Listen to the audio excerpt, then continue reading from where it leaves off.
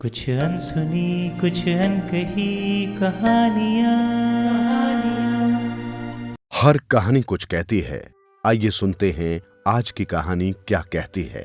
आज की कहानी है लाइना की मूक प्रतिमा। लड़ते लड़ते सभी सैनिक थक गए थे। लड़ाई भी 2 दिनों से बंद थी। तंबुओं में सभी सैनिक आराम से सो रहे थे। पर ये क्या, एक सैनिक जो जल्दी जागकर मीठी मीठी धूप का मजा ले रहा था, वो चौंक गया और भागकर अन्य सैनिकों के तंबुओं में गया और बोला, उठो उठो, इटली की सेना बढ़ती आ रही है लावो लश्कर के साथ। नगर के भीतर मुकाबला करते हैं तो पूरा देश तबाह हो जाता है और बाहर जाने का समय नहीं था। डरकर सभी अपना अपना घर छोड़कर वीरानों में चले गए। जाते वक्त आंसुओं की धारा उनकी आंखों से बह रही थी।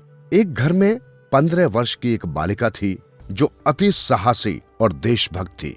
उसे घरवालों ने बहुत समझाया, मगर वो बोली, मैं जीऊंगी भी अपने देश में, मरूंगी भी अपने देश में। आप लोग भी मत जाइए, आइए मिलकर मुकाबला करते हैं दुश्मनों का, जीत हमारी ही होगी। सबने उसे समझाया पर वो मासूम न मानी। सबसे प्यारी अपनी ही जान होती है, अतः सब उसे छोड़कर चले गए। उसने अपने देश का झंडा पकड़ा और एक लकड़ी के खंबे के सहारे खड़ी हो गई। पलक झपकते ही इटली की सेना नगर में घुस आई। पूरे नगर में सैनिकों के जूतों की आवाज गूंजने लगी। अचानक उनकी नजर ऊपर छत पर पड़ी, जहां एक मासूम सी सुंदर बाला अपने देश का झंडा लहराते हुए शान से खड़ी थी। कौन हो तुम? जब पूरा नगर हमारे डर से भाग गया तब तुम अकेली यहां क्यों? कप्तान ने पूछा। मैं अबिसिनिया की एक नागरिक हूं और मेरा वतन मुझे जान से भी ज्यादा प्यारा है, उसने अकड़कर जवाब दिया। नगर के सभी लोग कहां छिपे हैं? कप्तान ने फुसलाने के इरादे से लड़की से बहुत प्यार से पूछा। आपको लगता है कि एक देश को जान से ज्यादा प्यार करने वाली लड़की आपको ये बता देगी? वो बोली। लड़की के मजबूत इरादे देखकर कप्तान हैरान रह गया। उसका स्वर अचानक ही बदल गया। अब उसकी आंखों में क्रूरता लहरा रही थी। वो चीख पड़ा और बोला, शैतान की नानी, तुझे तो ये बताना ही पड़ेगा। इंसान को रंग बदलते देर नहीं लगती। वो सोचने लगी कि अभी तो इसकी आंखों में प्यार लहरा रहा था, मुझे बेटी कह रहा था, और अब ये कैसे भेड़िए की तरह गुर्रा रहा है। लड़की के चेहरे पर एक व्यंग भरी मुस्कुराहट फैल गई। उसकी आंखों के तेज से कप्तान अंदर ही अंदर दहल गया। वो लड़की उसे एक चुनौती सी लगने लगी। कप्तान क्रोध से कांप रहा था।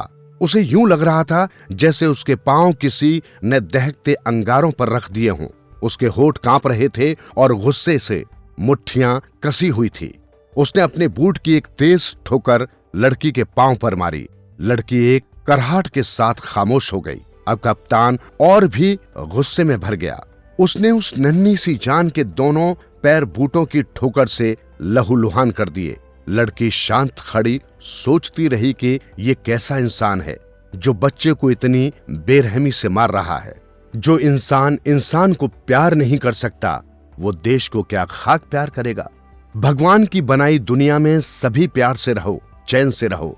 रहेगा ये भी नहीं, रहूंगी मैं भी नहीं, पर इतिहास इसका नाम काले हर्फों में जरूर लिखेगा। लड़की का ढीठ रवैया देखकर कप्तान आग उगलने लगा। उसने वहीं बल्ली उखाड़कर उसके सिर पर दे मारी। लड़की ने झपटकर झंडा उठा लिया और माथे से लगा लिया। वो शत्रु पक्ष के घेरे में थी। उसे बाकी सैनिक भी परेशान कर रहे थे।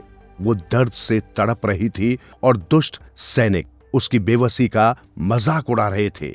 इंसानियत शर्मसार थी। तभी एक सैनिक आगे बढ़ा। उसने उसके गाउन को तलवार से फाड़ दिया, फिर एक गड्ढा खोदकर उसे मिट्टी में आधा दफन कर दिया। उस पर बेहोशी छा रही थी।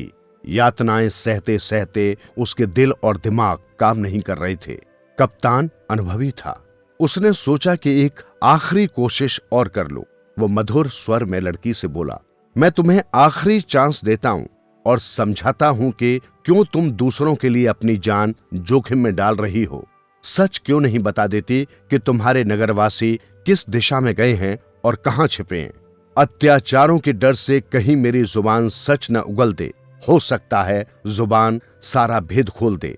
विदाई के वक्त पिता ने उससे जो शब्द कहे थे वे उसे धीमे धीमे याद आने लगे। बेटी, देश की मर्यादा तुम्हारे हाथ में है।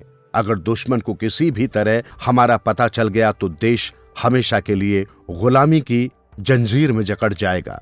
एक नया जोश उसमें लहरा गया। उसने पास खड़े सैनिकों की तलवार छीन ली और तेजी से अपनी जुबान काटकर कप्तान के आगे फेंक दी। उसका मुंह खून से भर गया था, फिर भी वो खुशी दिखाने की कोशिश कर रही थी।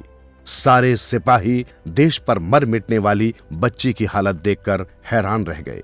वे सिपाही जिनके दिल पत्थर के थे, वे भी सहम गए। उन सब ने अपनी अपनी तलवारें कमान में रख ली। कप्तान बोला, तुम्हारे देश प्रेम के आगे हम सभी छोटे पड़ गए। बढ़ती हुई सेना वापस लौट गई। अबिसिनिया के एक चौराहे पर लाइना की मूक प्रतिमा आज भी वहां के देश प्रेमियों के लिए प्रेरणा का स्रोत है। और लाइना हर इंसान को इंसान बनने की प्रेरणा देती है। पहले मानव मात्र से प्रेम करो, तभी देश को प्रेम कर सकोगे।